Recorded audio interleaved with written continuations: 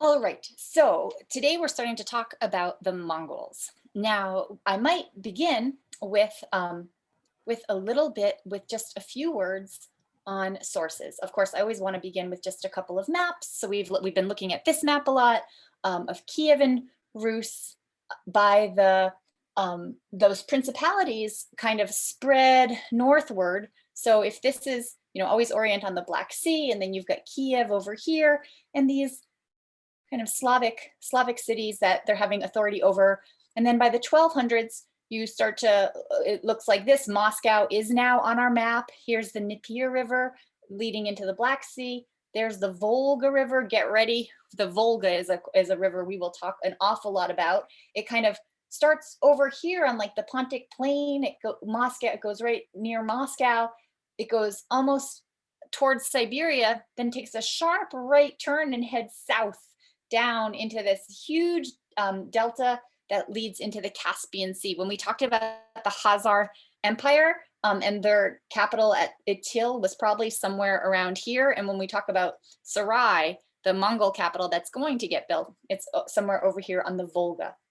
So at any rate, maybe in about 1200, this is what our Kiev and Rus looks like. And then the larger Eurasian picture, the political map is really difficult to draw. It's almost a fiction to put boundaries around polities that move a lot, like so many of the forces, the nomadic forces in Central Asia around the Eurasian continent do.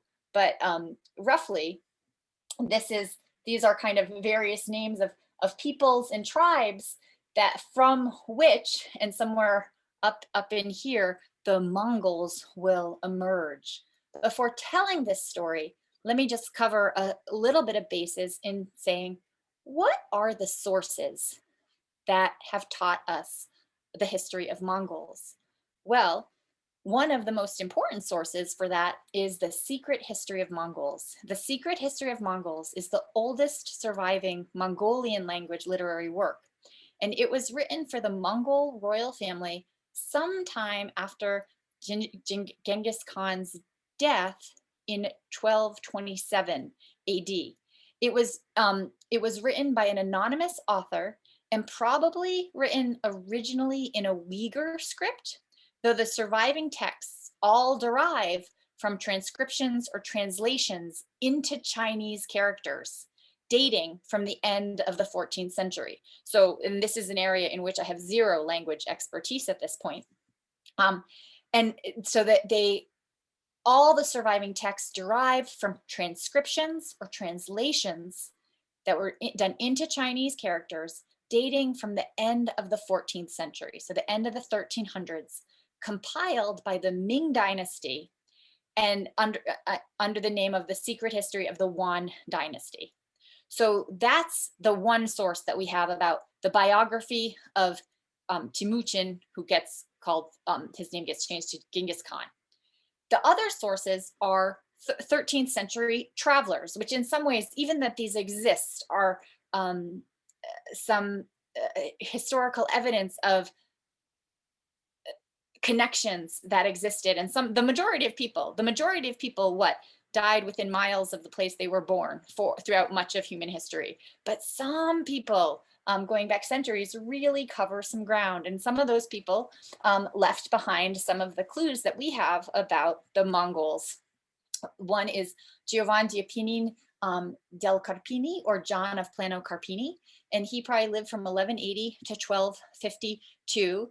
He traveled to he was a monk, and he traveled to the Mongol Empire, and he had an audience with the Khan Guyuk in the middle of the 1200s, 1246. He actually brought a letter to the Pope. He brought a letter from the Pope to Khan Guyuk, and it was not at all received as the Pope would have liked. The Pope sort of said, "Here, we're going to give you a chance," and Khan Guyuk answered, like, "Why would I give you a chance, you measly lesser power than me?" And so that didn't establish any sort of long-term relationship. Another person that left some observations of the Mongols was a monk from the order of St. Francis of Assisi, William of Rubruk, who lived 1220 to 1293, this Franciscan monk who traveled there and back to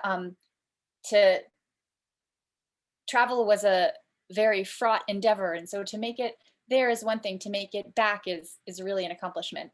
And then of course, the one that was that you've all heard of is Marco Polo, a merchant who is a merchant and descendant of a merchant family from the Italian peninsula who journeyed to Kublai Khan's court, who was a grandchild of Genghis Khan, I think grandchild.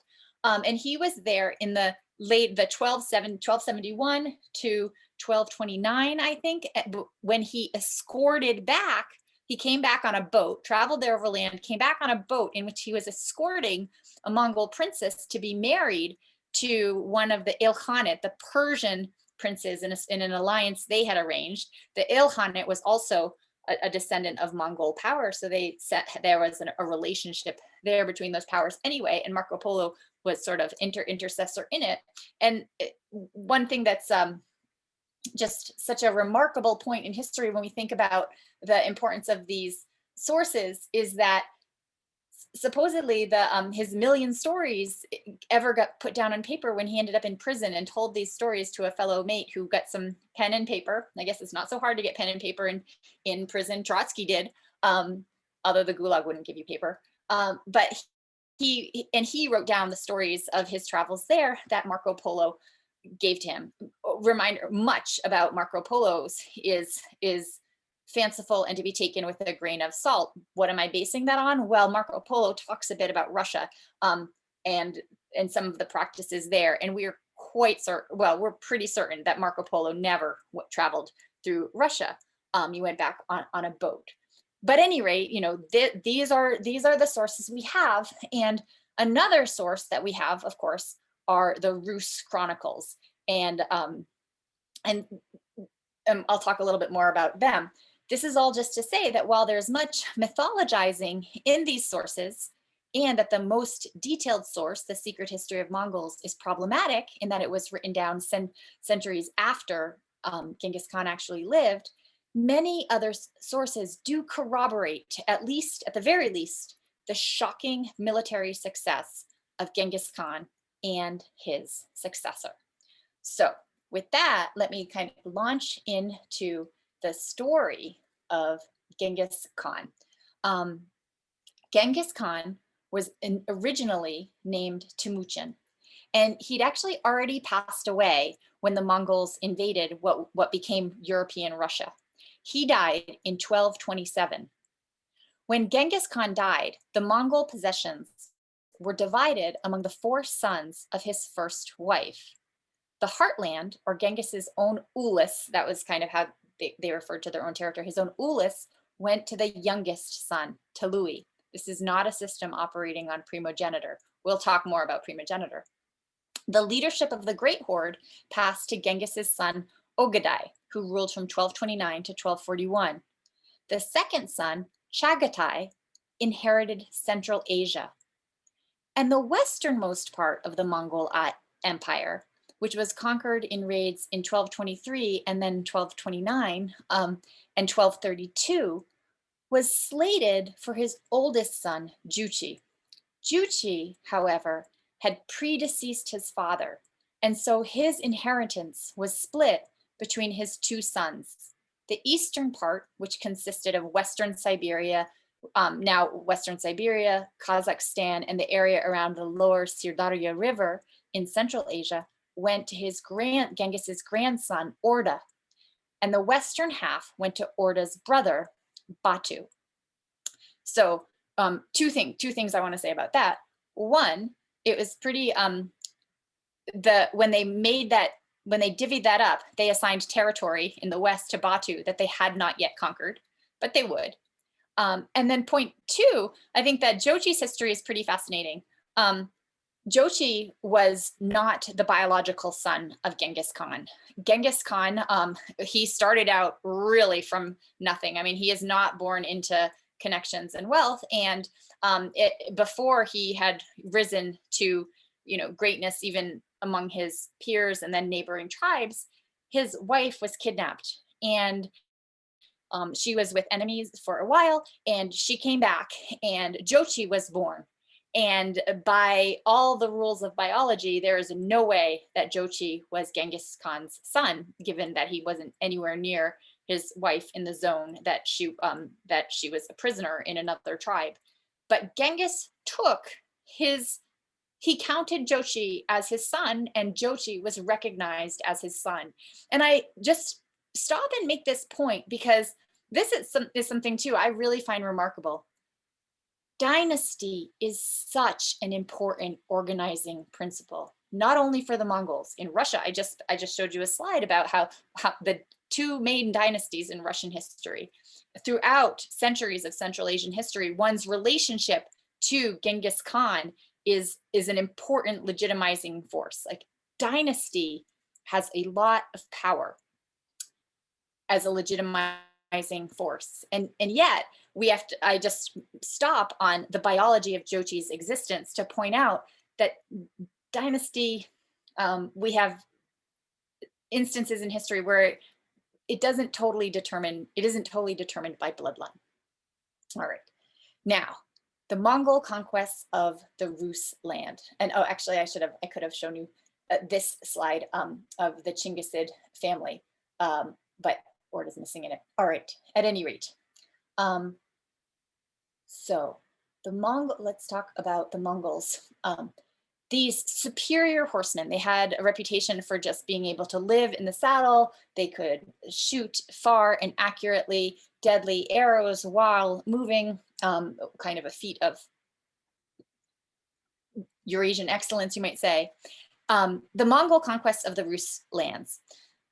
It's 1223 when so not long after, if Genghis Khan is sort of born in the 1160s and starts emerging in the early 1180s as a force to be reckoned with in his own neighborhood, and conquering and establishing himself as a leader, and then starting to expand farther. What part of his model was that he earned tremendous loyalty among his soldiers because he was quite generous when it came to dividing booty. And if that is your model, you need to keep conquering, to keep having booty to divide, to maintain that loyalty. And so when do the Mongols first appear on the Russian scene? Actually, before I do that, so here's these horsemen that are remarkably effective. Here is a rough map that shows kind of a bit of their history. Here is a map that shows where he's emerging from. This is Lake Baikal. This is now Kazakhstan and Mongolia and China and Russia. And so this is kind of the region he's coming from. This was actually a GIF that kind of expands over time, but it's not doing that right now to show their holdings. At any rate, I could maybe put up a link. It isn't that important. They will expand to have massive holdings. I'll show you a map of that. But how do they first appear on the Russian scene? Well, they first appear on the Russian scene in 1222. 1222, 1223, an attacking army appears on the plains just a bit north of Crimean Peninsula on the Halka River. And the first entry in the Kievan Chronicle says of them this. It says, "No one knew who they were or where they came from or what their language is or what tribe they belong to or what their religion is. Some say they are Tatars, others say they are Tarmani, and others Pechenegs."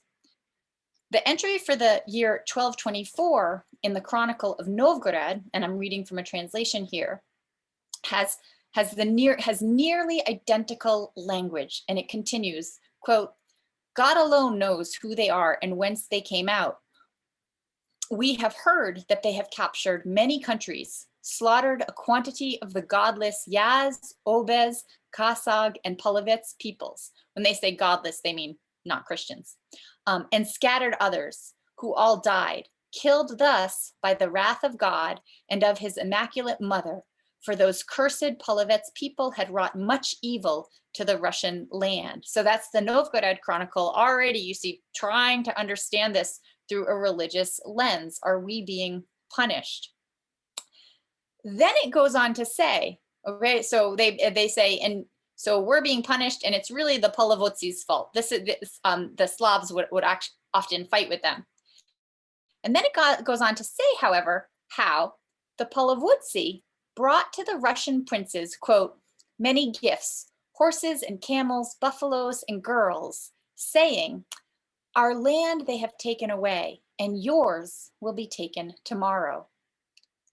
And so the chronicle goes on to say, and the Russian princes organized an army and mounted a campaign against the Tatars, who said they weren't harming them, who said that we aren't going to harm you, but since you're getting into our face about it, then well, we will. And they end up fighting. Now I'm skipping some confusing parts, and the chronicle entry here is quite confusing. But I want to point out to you this one part of the chronicle where then it says, one of the Russian princes turns over some other Russian princes to the Tatars. And then there's actually a brutal account where the Tatars take these Russian princes, roll them up in a blanket,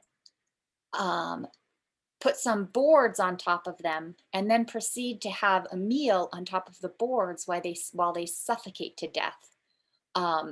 But I will point out that it's a Central Asian tradition to not actually spill the blood of royalty. And so therefore you have people like thrown into sacks or rolled up into rugs with poisonous snakes and thrown off cliffs and that sort of thing. So no guillotines for them, to be anachronistic about it. But that's how they deal with these princes, that they seem disloyal. But the thing that I would like to point out about this chronicle entry, and this is why chronicles can be so fascinating, is that a little bit above we have this very religious entry where, oh, these people came from nowhere, we have nothing to do with them, they are hurting the Rus by God's punishment, and can we kind of blame those godless Polovotsi on it? And then some entries later, you have this entry pointing out how, well, it doesn't make entirely clear what's going on, but there seems to be some level of negotiation, interaction. You have some Rus princes turning over, kind of undercutting other Rus princes in their negotiations with these people. All these things that are just slight clues at a more complicated history. At any rate, the Mongols leave, they come back, and they leave, they'll come back. And 1227, Genghis Khan dies. By this point, they have conquered several of the Russian cases. If it's 1222, Battle of Helka, 1227, Genghis Khan dies. In 1232 and 36, they sort of attack and definitively beat the Volga Bulgars, over that Muslim polity over there on the Volga, who in that chronicle entry said they're going to come for you too. And then the major Mongol campaigns in what is now Rus lands happen in 1237 to 1240. These are the major Mongol campaigns in the Rus lands.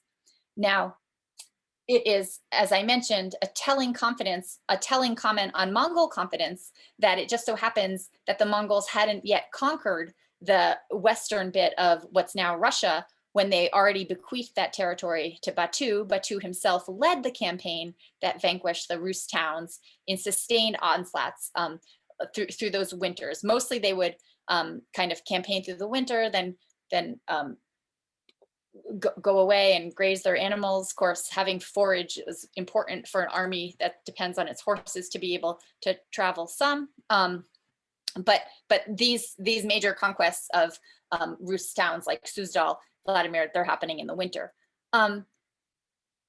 In November 1237, Ryazan is sacked after Yuri refused to give in. So pretty much what the Mongols would do is they would show up and they would say, give us 10% of everything and we'll go away with just 10%. And that meant 10% of kind of your wealth, and as well as 10% of your craftsmen, because there was an interest in having craftsmen that could build things and do that sort of work at like farther away in other places.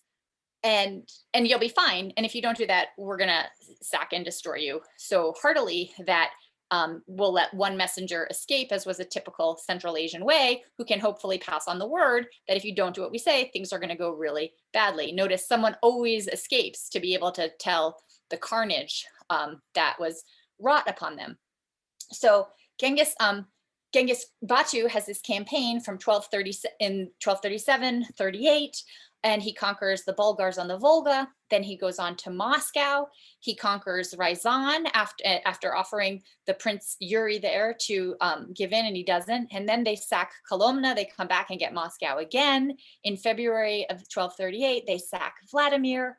From 1238 to 1240, they move farther south into Pereyaslav, Chernigov, and Kiev. Now Kiev was sacked, but historians like Simon Franklin and Jonathan Shepard in their book Emergence of Rus have concluded that the destruction of Kiev has been exaggerated. Remember we said how, Kiev was like the brightest light in the Slavic principalities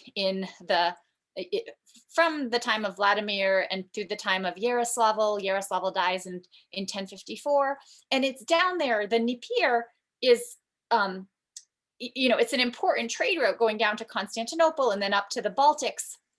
But what historians have found, for a long time, people said Moscow was this, Kiev was this fantastic city. It was the center of everything. And the Mongols came around and just killed it.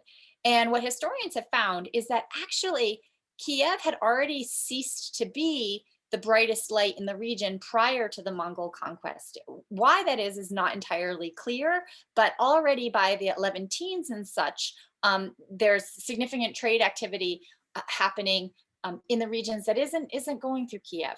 Anyway, that's kind of one of those smaller debates in Russian history.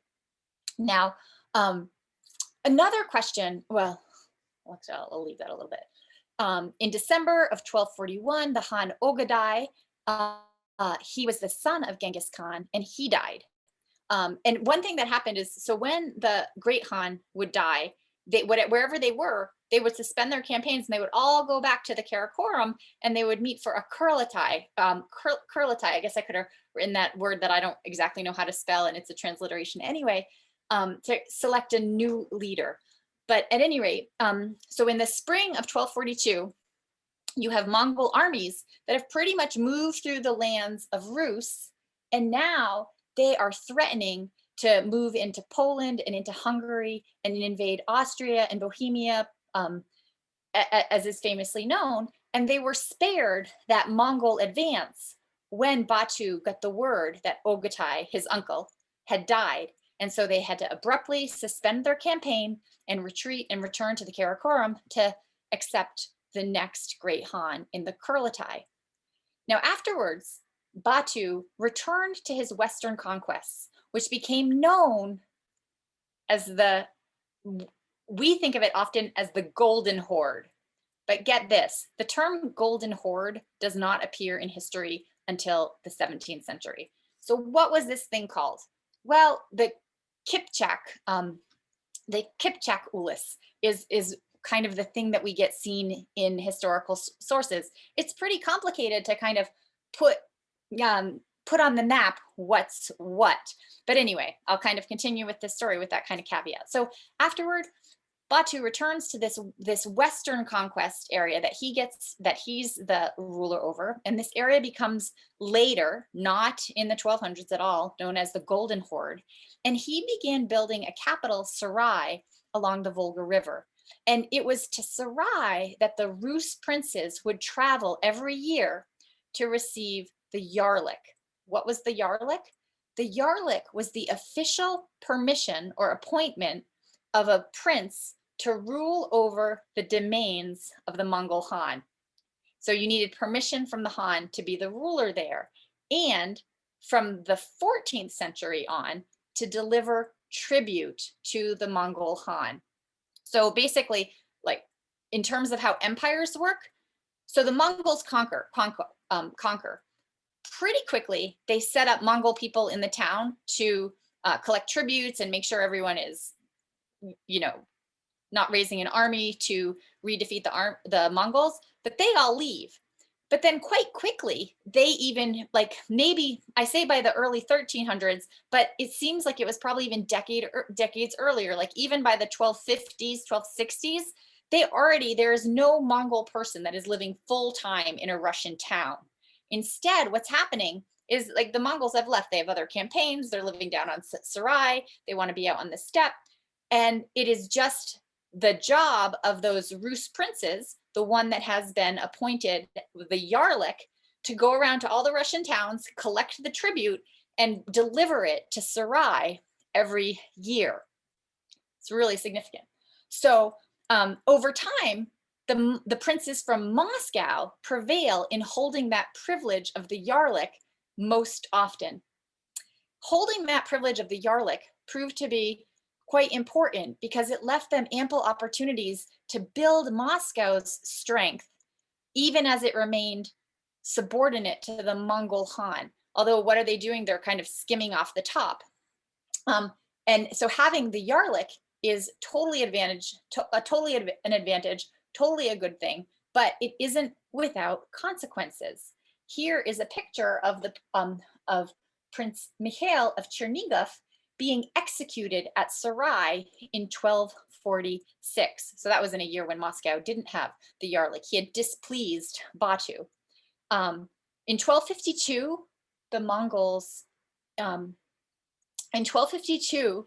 Mongols launched campaigns again against the Rus princes Andrew of Vladimir and Daniil of Volhynia, whom they seen had been acting up and needed to be kind of put back in their place. And then he goes up to Novgorod, and he is going to, and basically Alexander Nevsky makes a deal with him, capitulates, tell the Khan what he wants to hear to save Novgorod from being sacked. Notice this is not heroic fighting, this is savvy deal making, or he didn't have so much leverage. This is savvy capitulation to keep your town in place. And Alexander Nevsky has gone down in history as a hero and has also been sainted. He was canonized a saint in 1547.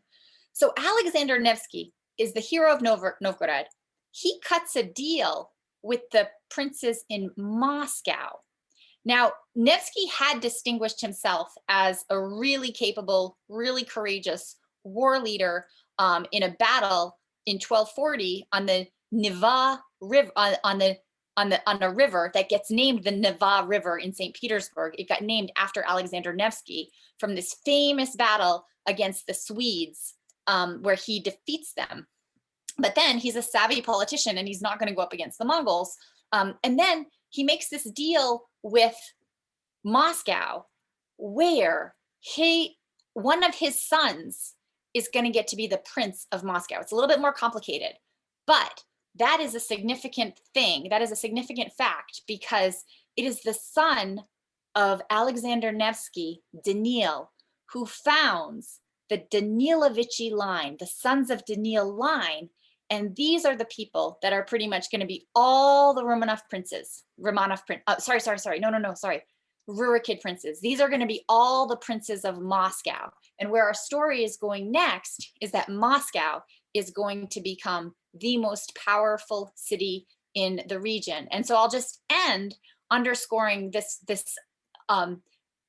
underscoring that I've just sort of undermined something I've told you. One, I said, oh, it's the Rurikid dynasty. Well, yes, but there are so many Rurikids batting around Eastern Europe that it just gets crazy counting them all. And so one thing that happens with the development of Moscow, starting with Alexander Nevsky's son, is that they're only drawing their line from the Danilovichy. And they have enough surviving sons and sufficiently little fratricide that it works. And then number two, the other kind of a point that I was going, yeah, so there's lots of Rurikids, but it's the Danilovichy line that's going to be so important in Russian history. Alexander Nevsky himself, however, he died in 1263 on the trip back from Sarai. All right, with that, we'll end, and we'll pick up this story on Thursday, and also probably look at some documents. All right, have a good afternoon, everyone. And a reminder, my office hours are prior to class on Thursday. So on the syllabus, you see the link. I'll be there. You can just jump in if there's anything you want to bring up before class. Okay, have a good afternoon. Have a good evening, Miss Monahan. Dr. Monahan. Thank you, Devlin. You too.